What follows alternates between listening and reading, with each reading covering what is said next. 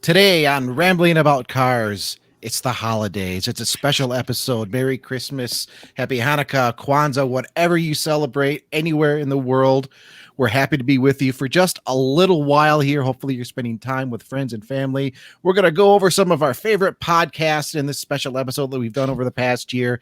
And then Bruce and I are going to do what we do best, a cheap car challenge. So, faithful fans, it's podcast time. I'm Christopher Smith, and wherever you are, just take a moment and give a round of applause for Mr. Chris Bruce.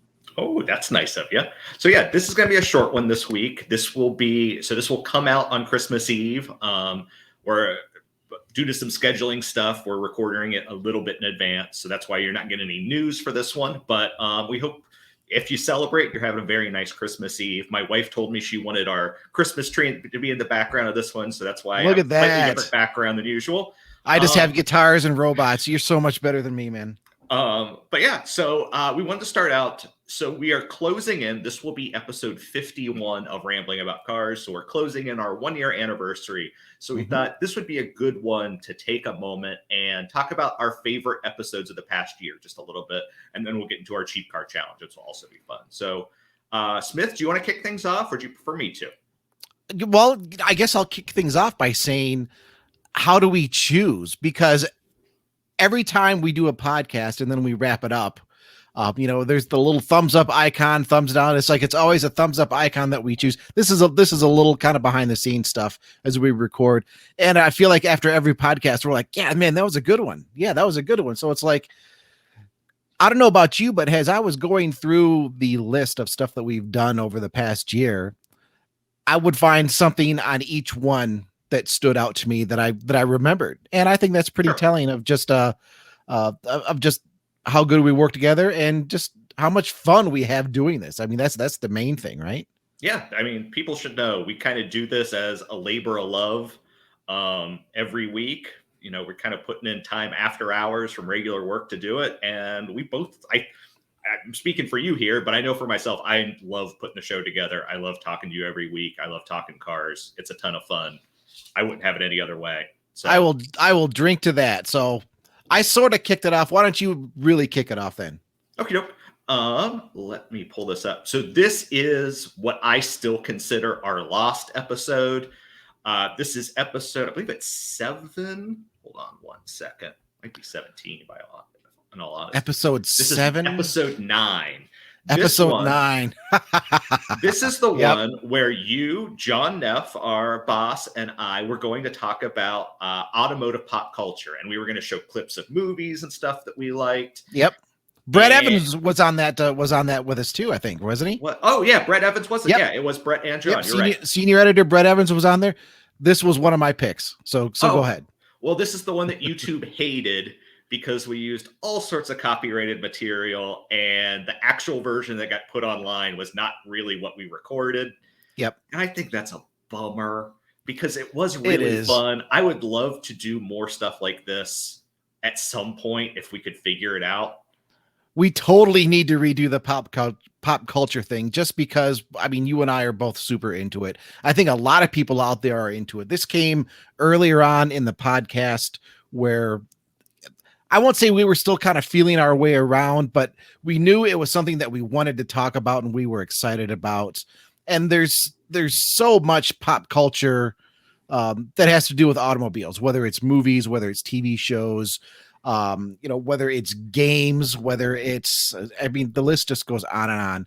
And yeah, we were sharing YouTube clips like crazy on this. And that's when we learned, okay, apparently YouTube doesn't like when you show a YouTube video sharing YouTube videos on YouTube. I don't know that. No. I kind of got lost on the train there after a while. Well, minor side rant here. Americans' copyright system is broken. Like, what we were doing would technically be a transformative work, because we weren't just like showing it off. We were talking about it. It should fall under fair use. It should fall under fair use by all accounts, but the YouTube algorithm and stuff, they don't want to take that into account, and it just makes things hard to show stuff like that, unfortunately. So this was an episode I really enjoyed doing. I really enjoyed putting together. and unfortunately, YouTube kind of ate it. So, well, ate part of it. I mean, there was still some pretty good discussion in there. oh yeah. And lots of sharing stuff. We're looking at parts of it now. Look at that old E33 series. Yeah. BMW. I mean, what were we talking about in there? I remember Neff busted out like the Fall Guy from the 80s. Something, with the big, in fact, with the big truck. no, here's your moonlighting clip. Yeah, there's my moonlighting thing with the BMW, the 635 CSI. Neff busted out like the Fall Guy, and he was talking about Quantum Leap, like one of the episodes where I think YouTube ate his clips because I'm looking through and not seeing them. Yeah, that's okay. I'm scrubbing through. I think that was some of the stuff we lost, unfortunately. Yep, a lot of sharing of those clips is what did it. No, it's still moonlighting. Yeah, it's still moonlighting. God, look at Bruce Willis with hair. That still gets me every time. No, this was me because it's Mystery Science Theater 3000. Yeah, unfortunately, YouTube didn't like this episode, and it was a favorite of mine. I wish we could do it again and do it better. Well, you know what? We can do it again, and we can do it better, and that's something that I think we'll have to do next year, because that was such a good episode to talk about. I feel like we have a more focused fan base that would appreciate that now as well. I mean, that was very early on in the reborn version of the Motor One podcast, rambling about cars. Yeah. And yeah, man, we were talking about like Ready Player One and everything, from the book and the movies, and then you took us into like the whole world of like collectibles and pointing out the fact that you don't have to necessarily even own a car to be a car enthusiast. There are so many ways, and it's a point that you've continued to address throughout the series that is just wonderful. Don't feel that way, but there are so many ways you can enjoy automobiles and cars and appreciate that. And you were talking about like the model kits that we're both building. Some of the collectibles. I think I mentioned my Transformers, my Transformer collection. Do you remember some of the other things that were coming up there? I showed off like a bunch of Hot Wheels and stuff. It was just all sorts of stuff like that. You know, I don't know if I brought it up at the time, but I know I have them. But like old brochures or die-cast cars. I think Brett was talking about die-cast cars. We were talking about like the automotive art that you see on like these model kit boxes that you just don't see anymore. Oh, so many. Such a good episode. I'm glad you brought that one up because I mean, that's certainly one of my favorites. Okay. Your turn. My turn. Well, I'm going to jump back. Let me take a little sip here. Sure. I'm going to jump back to a couple episodes prior to that, to episode 5. Okay. That was episode 5. Let's see. That was what? We're talking like late January, early February. First week of February, last week of January, depending. Yeah. Yeah. Let me do a share screen here because we were talking about General Motors. That was right at the time when Cadillac they were announcing their V Series Blackwing cars. Mm-hmm. And the thing was, they also said that these are going to be the final performance-oriented internal combustion Cadillacs. Mm-hmm. So we were talking about that, and then we talked about GM's great combustion engine legacy. I remember that's the part I have more of a memory of because we just talked about all of the interesting V8s. I know we talked about the ZL1 V8 or ZR1 V8, just like small block Chevy, stuff like that. That's the part I remember. Yeah, I mean, we spent like a half hour just talking about engines. I remember bringing up the LT5 V8, the double overhead cam engine, and the ZR1, the C4 ZR1. Of course, now we have a new amazing double overhead cam engine in the Corvette. Just so many good things that we hit on. You were talking about like Cadillac V12s, I think, if I remember correctly. Sounds right. Yeah. We had their own kind of legacy. Yeah. We had the old just the basic. That's like formula for the Rocket push 88, rod. I'm pretty sure, isn't it? Yeah. That's a Rocket 88. Yep. You were talking about the Rocket 88. And I just was like, you can't talk about great GM engines without the 350. Oh yeah. Just the formula that went into the 350 that still exists at some point today. But then, do you remember on the second half of that program, we talked about the GM cars, the quirky GM cars that we wanted? Do you remember? Vaguely. Did you remember what we were talking about there? I remembered a couple of them. I had to go back.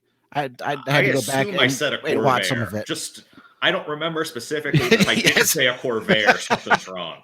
We're looking at it right now. You definitely indeed said Corvair. Yeah.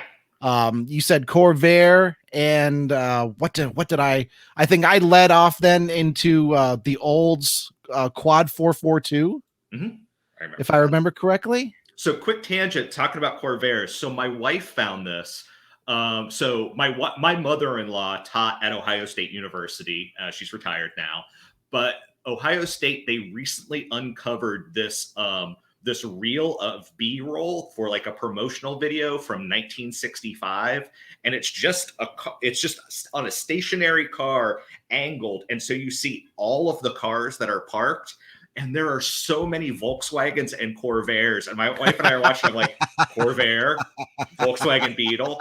There was a single Porsche 356. That must have been like the one kid who got it in 65, or professor probably. But like, yeah, it's cool. So many rear engines, so little time, right? Well, I mean, and they're also, it's a college in 65. So you still see like Tri-5 Chevys and 60 Chevys and stuff like that. It's just all of that stuff. It's cool. I'll have to send it to you. Oh, that's very cool. Yeah, man, the old Quad 442. I don't like any cars of that design from that era except that one. And I mean, I don't know. It's a neat car. I still like it. I can't really explain why, but you busted out. Oh, I remember the Riviera. You were talking about the quirkiness of the 65 Riviera. Yeah. That's with those clamshell headlights. Oh, that's such a cool car. Yeah, it just has a mean kind of like an elegantly mean kind of stance about it. It reminds me of the 80s BMW 6 Series in a certain way, where the BMW 6 Series has that like shark nose and it just looks threatening.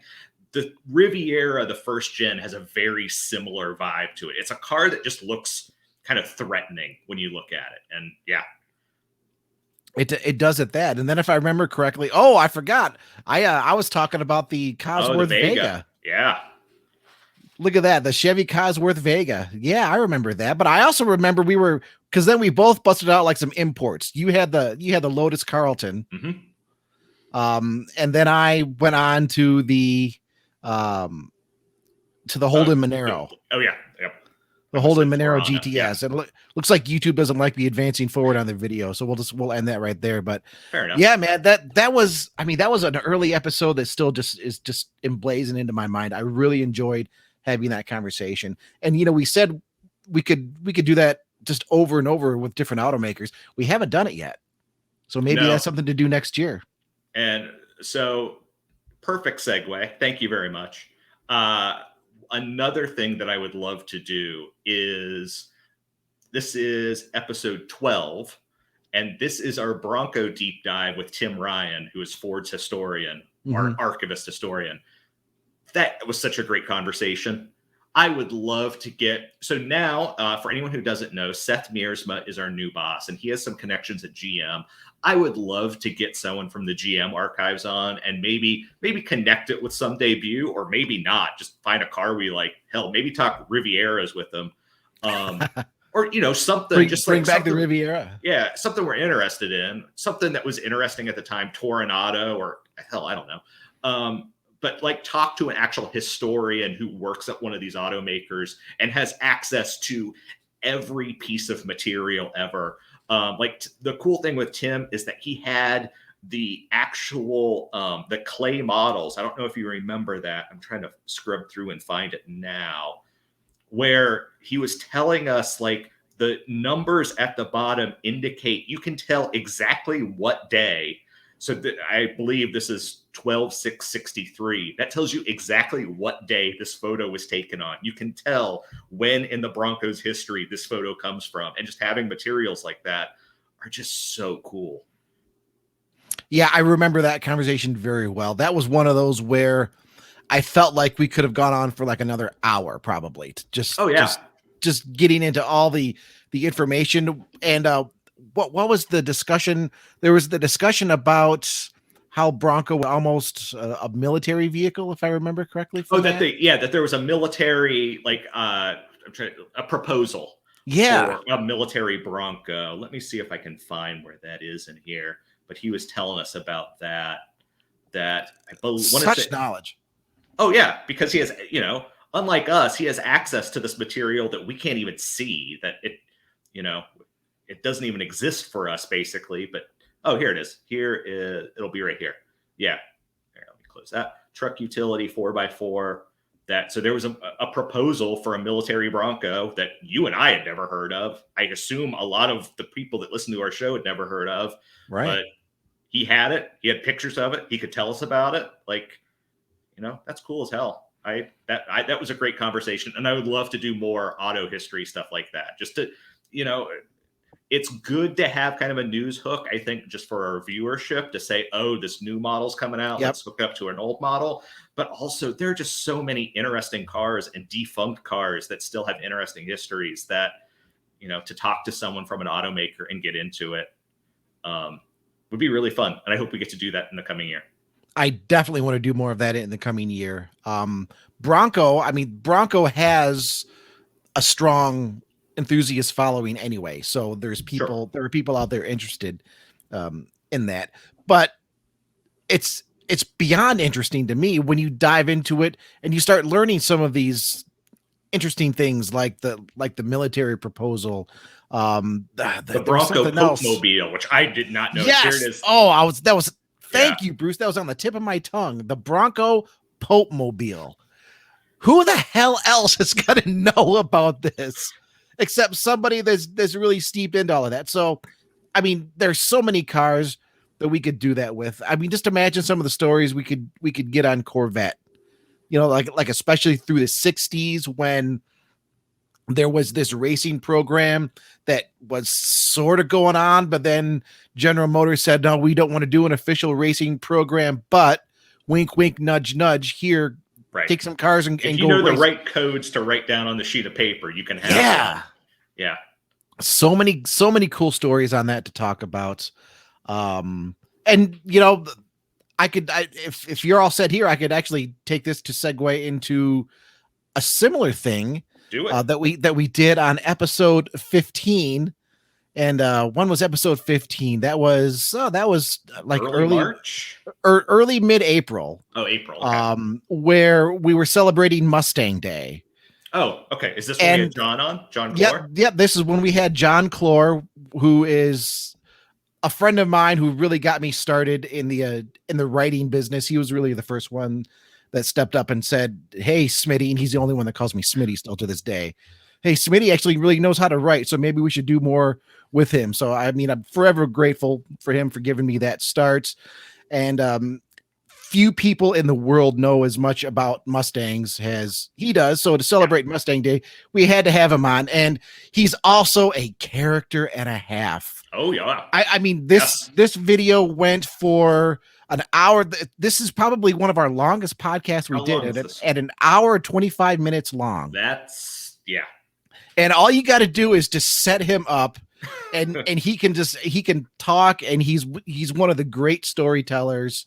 And Bruce, I need to apologize to you again, because I know for this particular episode, you were just more or less in the middle. I was playing moderator and like timekeeper, because there were several times I basically had to say like, okay, we have to move on to something else. Yep. It's not that this isn't interesting, but for anyone who listens, we try. I don't think we've ever gone over an hour and a half. Kind of the goal is an hour and 15 minutes. Yep. And what did you say? We're at hour 25. This was an hour 25 minutes. So yeah, there was some wrangling to get us into that time. So this is also the first episode where I decided, hey, let's do a shot of hot sauce during the podcast. Yep. And we actually used a segment of this as a promo. And we need to do more of those little like 20-second promos, because we certainly need to get the podcast out to more people. Yeah. We actually pulled that segment from this episode for a little 20-second promo where I'm doing the shot of hot sauce. And I remember we were talking to Clore about the Mach-E, because it's still to this day an enthusiast hot button. how do enthusiasts, how do they feel about the You've had quite Mach-E? a flip flop over the past year, by the way. You went from being pretty much saying the Mach-E was not a Mustang, and then driving it a couple weeks ago and being, now I think you want one. Oh, the fact that I mean that I thought it was a neat car. I mean, that was never a question. Is it a Mustang? It technically it didn't meet my criteria, but it was close. Right. And it was close enough, and I enjoyed myself enough where it's like, is it a Mustang? Oh, maybe not, but I think maybe it could be. I think it's good enough to where, okay, maybe I can reset my definition and we can go forward in a slightly different direction, because when you look at in the past, it's certainly endured in quite a few different variations in the past. But Clore's take on that, I remember he was talking about like, it was like the Mercury, like the Mercury Marquis, you know, talking with an, you know, as an enthusiast. It's like, oh, the Mach-E. Oh yeah, I love the Mach-E. When are you going to bring the Mach-E back? The Mercury Mach-E. I love that car. No, not Marquis, Mach-E. So yeah, that's I mean, and again, his knowledge, he's actually written a couple books on Mustang. There are a few people in the world that know that car as well as he does. He knows it so well and loves it so much that he's owned Mustang 2s and loves them. And he actually convinced me that, okay, I think they're pretty cool as well. So that's definitely an episode that stands out for me. I would love to have him on again, but man, we need to plan ahead for that. Yeah. So once again, you were teeing me up perfectly. Like, we have not planned this, but you were doing this perfectly. So the last episode that I had prepared that I wanted to talk about is a much more recent one. This is episode 45. And this is where we had guest Tom Moloughney come on, and he talked about driving the Model S Plaid, the Lucid Air, the Rivian R1T, the Mach-E GT Performance. Oh, and the Hummer SUV, or Hummer, the Hummer truck. Yeah. And so, and at least at that time, he was one of a handful of people in the United States who could say he had driven all of those vehicles. I picked this one in part because of my dad, because my parents watched this show, and my dad texted me after watching this one and saying it was our best episode ever. And I kind of have to agree with him. Tom is an awesome guest. He is, if he's not the most knowledgeable person about EVs in this country, he is in the top 5, certainly. Like, he just knows, because he drives everything, he tests everything. He's been at it for years. Like, we had a conversation with him. I don't think it made it on the show, but he was one of the first people in the US to have a BMW i3, and he actually worked on the rollout of that. Like, he has been in EVs in the US for about as long as they've existed. And he's just so damn good at it. And he's such a good guest. And he knows it. This was a great one. And before I drove the Mach-E, because that was technically my first EV experience, I actually contacted him. I asked him a couple questions ahead of time. I referred to a video that he did of basically, here's what you need to know, the basics for charging and blah, blah, blah. Such a knowledgeable person, and EVs are the future. And I think as more people drive them, more enthusiasts drive them, they are going to realize this is pretty good. This is pretty cool to have that kind of just instant power. And when I say it's like a toggle switch that just, it comes on and then it just never ends. There's no possible way anybody that likes performance could not enjoy that. It's missing sound. It's okay. Just put your favorite song on the stereo and enjoy it. And yeah, that episode was, I felt really special to be a part of that episode, because we're talking like a handful of people in the entire world that's driven all of these vehicles. And he was one of them. We had a chance to talk to him. We had a chance to share his knowledge with the listeners out there. Definitely a very good episode.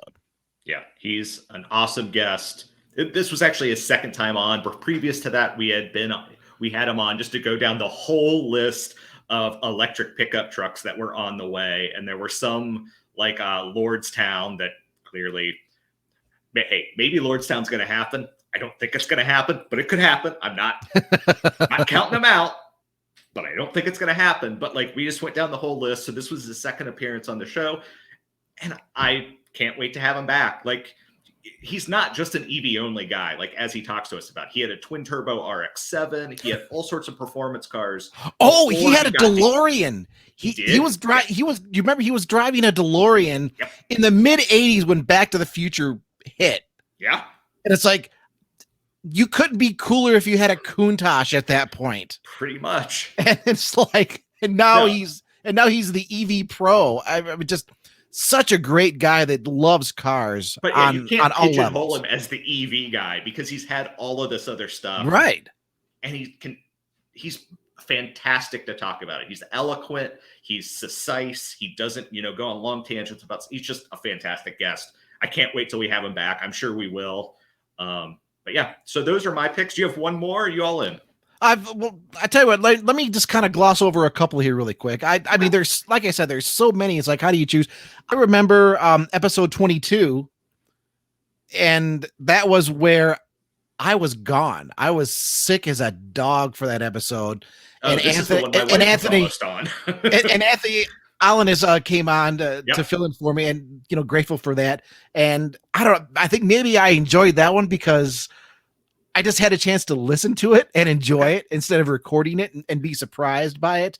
And you guys did the $1 million challenge. Well, behind the scenes, it was nip tuck. Anthony has children,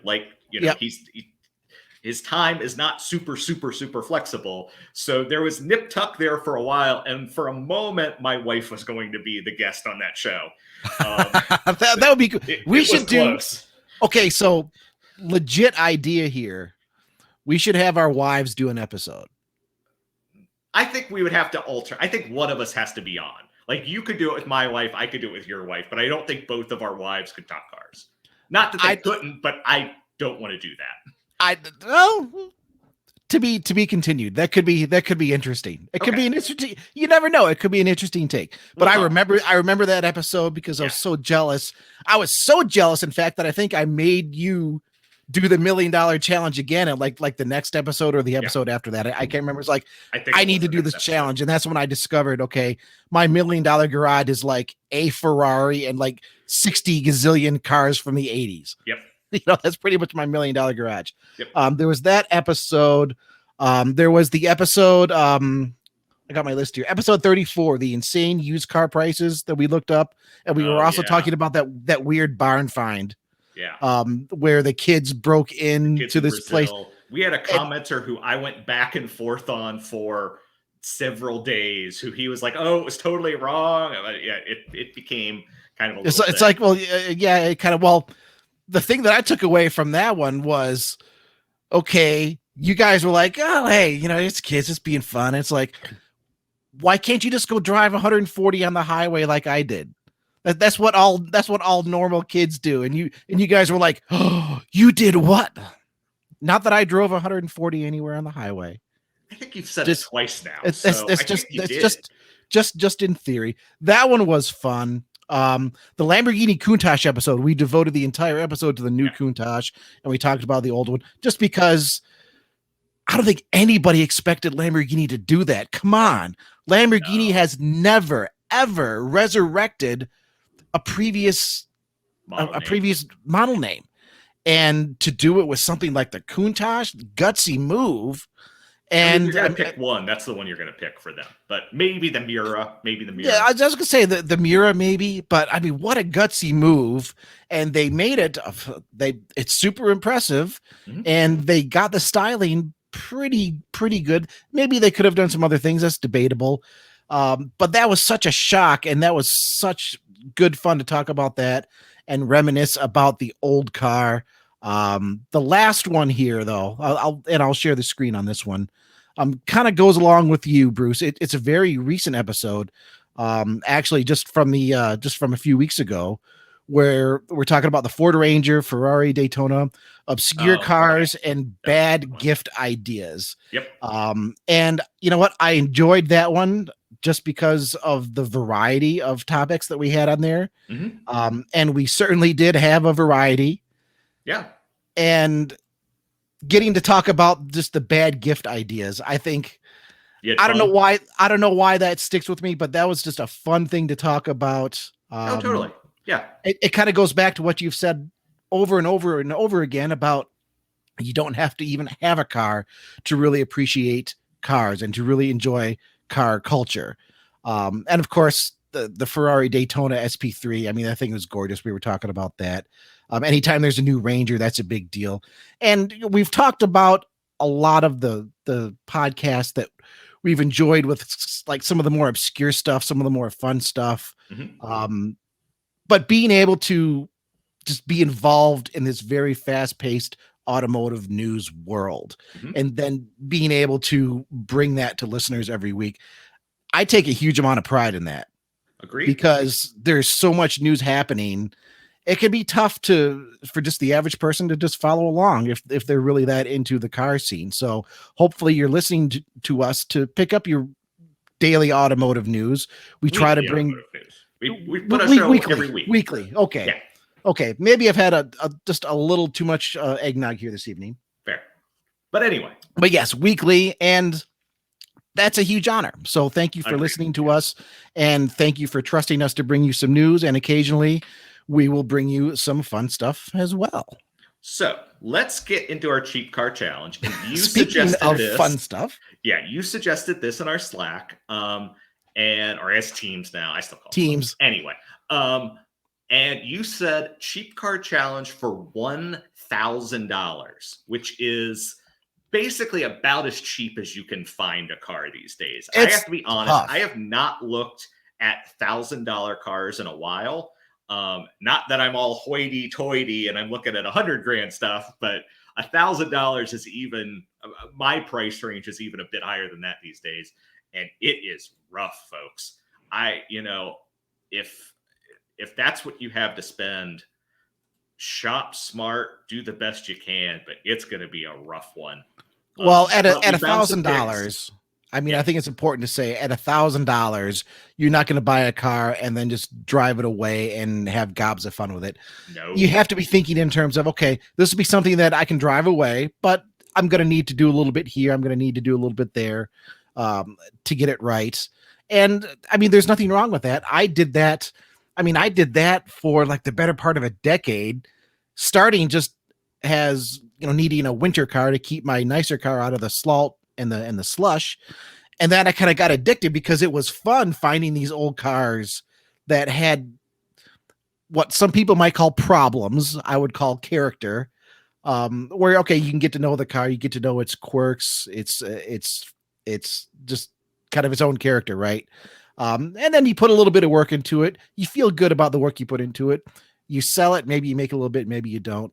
That's kind of the cars I think we're looking at here. So I was just looking at my tabs. I need to go first here because one of the cars I picked sold between me picking it this morning and now. Okay. You better go now before it's really gone. Yeah. So here, let me share my screen. And the guy even put up an update about it today. So I am not making this up. So sold today. And of course, the theory is here. You get $1,000 maybe and some holiday money, and you want to go have some fun with something. So what do you got here, Bruce? 2007 Ford Crown Victoria P71. Well done. Unfortunately, it has no title. The guy woke up to a flat tire. This is on 12/14/21, which is the day we're recording this show. First $600 leaves with it. So he went from $900 to $600 because of the flat tire. It looks nice. It sold for $600 apparently in the last. That's a steal and a half. The only thing that's scary is no title. Yeah, because without a title, I mean, you're not going to be able to register that. I mean, if you're going to part it out, though, I guess. Yeah, but a P71 Crown Vic, those have.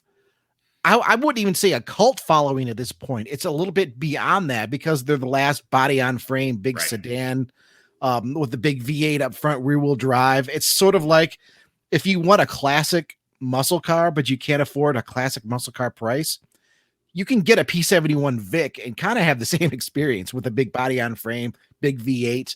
And I love the way you can see the history of this sale. So obviously, woke up to a flat tire on 12/14, but before that, he says it needs tires and an alignment. That's fine. Okay, sure. Runs and drives great. I'm firm on the price. His original price was $900, but with the flat tire, he dropped it to $600. For the hundreds that messaged me, I am firm at $900 until the tire went flat, and then it dropped to $600. I mean, but $900 for a running, driving P71 Crown Vic. I wouldn't even dicker at that price. That's a no-brainer. Well, apparently, like people did, and with the flat tire, yeah. $600, and it has sold. I must have found this about 2, so it has sold in the last 6 hours. Well, and like I said, no title is the only thing that's scary there. Yeah, because I agree. Okay, and that was not part. You can see what the update to the no title was not originally there. Otherwise, I probably wouldn't have picked it. But someone has it now. Honestly, no title would keep me away from that car unless I was just building just an autocross or something that's just going to have fun, like a rallycross vehicle or on a track or something. Well, for $600, you could do that, and it wouldn't. Because I mean, you could buy it for $600 or $900. Go through the process of trying to get it titled and then find out, oh, it was actually stolen, and now you're out $600 and a car. So tricky, but good find, man. All right, good your turn. Fine, okay. Usually I break the rules by going outside my area. Oh yeah, I forgot to mention, where was that car located? Lima, Ohio, I believe, which is a bit south of me. Hold on, that's pretty close. That's pretty close. Lima, Ohio. Yeah. So this time, I didn't break the rules on distance. I found one that's literally right here in town, but it's technically a little more than $1,200. Give me just a second to share my screen here. No. There we go. Oh wait, coming in now. It's $1,200. It's a 1984 Ford F-150 pickup truck. It looks I don't usually do pickups, but you know what? This one, these 80s pickup trucks, whether it's Chevy or Ford, they're going up in value. This is a 5-liter V8 2-wheel drive. It says it runs and drives. It needs some work, but for some reason, I'm not a truck guy, but I kind of have a soft spot for this generation F-150. It's the square body with the two-tone, the red and the white. It's got cool wheels on it. It would just be a fun street truck. And I could go, it's 2-wheel drive. It's not 4-wheel drive. I wouldn't be off-roading with it. I would just buff it up, shine it up as best I could, put some loud exhaust on it and go drive it around on the street. You know what? For $1,200, I'll offer them $1,000. Maybe they'll take $1,000. Maybe they wouldn't. But yeah. It's the very unsmith pick. I like it though. I like that color combo too. The red over white. It's kind of vaguely the red retro. with the white. Here, hold on 1 second. Cooper likes it. Cooper likes it too. Santa's elves must be here. I'm gonna go. Hold on. Take care of that real quick. I will be right back. You go take care of that because I'm going to talk a little bit more about this F-150. Looking inside, it's got I guess it's the beige interior. It actually reminds me, I had an 89 Ford F-250 diesel that oddly enough, I didn't like it at the time, but I thought, you know what? If I find this truck again, and I did sell it when I was out here in South Dakota the first time, like back in the mid 2000s, but even now in 2021, I've kind of kept an eye out looking to see if that comes back up for sale again, because if it does, I think I'd kind of like to buy it, and I can't really explain why. It's just the interior color is the same as my diesel. I love that it's going to have the headlight dimmer switch, has a little foot button down on the left side on the floor where like nobody under the age of 30, I think, would remember that, right? Bruce, you're muted, Bruce. Yeah, you were right. It's Cooper's fault. It's exactly. Cooper's fault. I think that should come back. The dimmer on the floor, that was always a good idea. Just the little dimmer switch on there with your foot, click, click, click, click. Well, and nobody knows what it is. Okay, so that was my first pick. Go I ahead have for and you jump into what it I here. have to assume is the world's least expensive Lexus LS. And it apparently runs. It needs some love, but it's all stuff I could do to it. This is a 1992 Lexus LS. Asking price is $800. The guy is very forthcoming. His kids have been driving it for the past 2 years. It has roughly 300,000 miles on it. It needs an oil change, and you can see the side light on the driver's side is out, the turn signal, and apparently the rear passenger seat, or rear passenger tire leak, sorry. But it's beat up, but for $800 and an oil change. And that's a Lexus LS 400. He does not say. Let's see if there's an engine shot. I think it's a 500. You know what? He does not. Because if memory serves, I mean that's going to be a kind of a throaty V8 in that thing. It would be a V8, yeah. That's another good find. 300,000 miles at $800. I mean, it's Lexus. That era of Toyota, Lexus, the same thing at this point. Right. The quality is there.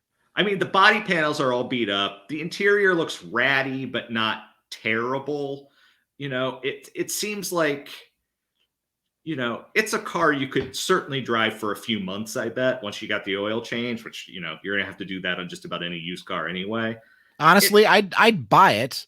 I'd buy it and maybe put a set of cheap wheels and tires on it, you know, new tires. Yeah, some flat wheels. I bet I can knock some of those dents out just a little bit more. Yep. Leave some of the others alone, replace that missing light, give it a good wet sand. Stuff. Yeah, give it a good wet sand and hit it with my polisher, buff it back up. You know, make sure there's no obvious damage. Right. And then maybe sell it for $1,500, which is still not much, but you double your money. So drive it a little bit, sell it for $1,500, maybe even get close to $2,000 if you get it looking good. I mean, that's the used cheap car challenge love right there. Right. Because it's self-sustaining. You know, you don't have to justify how am I going to afford this? Well, you're affording it by enjoying it for a little while, putting a little bit of love into it, and then passing it on to somebody else. Yep. I mean, I love that it has the vent shades on the windows with the tinted windows. That's just a cool look on that car. They're not too tinted. They're not like, you know, overly tinted. Like you're not going to, like, that looks like a legal level of tint because I can still see the back window and stuff through there. Right. So it's not, you know, overly done. It looks like it was probably done in the period. And yeah, it's got the gutters on it and stuff. And so, yeah, it's clearly been thoroughly loved by a family, but it's still a Lexus LS. And I can't imagine finding another one for $800. So yeah. Yeah, man, that's a good find. And once again, our symmetry here is a little creepy. Okay. How I don't know how we managed to do this because, folks, I promise we do not talk to each other ahead of time about what we got. We're learning about it right here. Now, my pick isn't a Lexus, right? Did you find an Infiniti Q45? If you I did not find an Infiniti Q45. But it is something from across the pond, and it is from the same general time period. It's a 1993 Jaguar XJ6. I found a horrible one of those. Yeah. 4-door, runs great, good condition. It's got the straight six, needs rear shocks. Okay, there's probably a lot more. There's probably a little more going on there, but I found this. Okay, this is a little bit further away. This is over in Minneapolis, but that's about an 8-hour drive for me. I could get there, right? The odometer is listed as 125,000 miles. It's not 295. Sure. That the Lexus had, but I mean, XJ6. The terrible pictures tell me that there's probably more going on here. If you're buying a Jag XJ6 for $1,000 and they can't be bothered to get some decent photos. But I mean, once again, we're talking about $1,000 cars, cheap cars. Right. Can you imagine jumping into a Lexus LS 400 or a Jag XJ6 for $1,000? Yeah. You know, I mean, you're going to drive it away at least. You're going to, it's going to. Yeah, you're at least, that's the thing. You're at least driving it away. I mean, I found a few cars that, okay, this looks great, $500-600, but they're not running. Yeah, I just said that doesn't really count. We can't really consider that part of the challenge. I kept mine too running. Seriously, the guy added the no title thing today. It wasn't there when I first found the listing. So otherwise I wouldn't have picked that one. But yeah.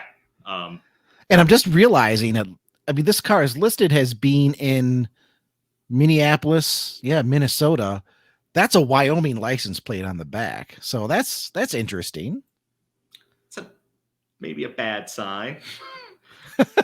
A iffy sign, if you will. Hey, I mean, as long as they have the title and exactly. I get the title signed, right? So I know we're trying to keep the show to 45 minutes, but I have one I have to show you. That's okay. Because I applaud the seller on this one for being upfront. Like, sometimes you look at listings and maybe you don't love the car, but the seller, you can tell just by reading through it, is a stand-up person, like someone you kind of like. So this is a 2002 Volkswagen Passat GLS for $800. You can see it's dark green. It looks pretty nice. Yeah. It does say it needs the comfort control module, which apparently are the window regulators. Are broken, so you can't put the windows down. That's Wait, so it's a Volkswagen that has electrical issues? No. Exactly. But he just bought a new battery for it because it had been sitting, and he shows the battery that he bought for it. So it has a brand new battery, and he says, make an offer. I want to try to sell it this weekend on a warm day. So, don't come over if it's cold, damn it. Well, it's selling it in Cleveland, so if you want it on a warm day, you better buy it this weekend, or you ain't buying it. But for $800, it's got a fresh battery. You can't put the windows down, but otherwise, he says it drives okay. You want to take it for a test drive.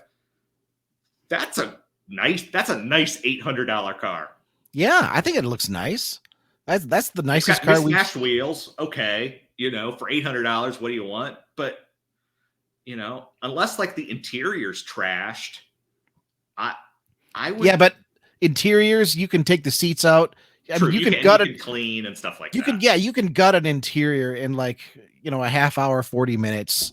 And you don't have to be a mechanical engineer to do it or to put it back together. Power wash the carpet, power wash the seats, make sure you get them all nice and dried out before you put it all back together. And if things are really bad, you can just even replace the carpeting without too much issue.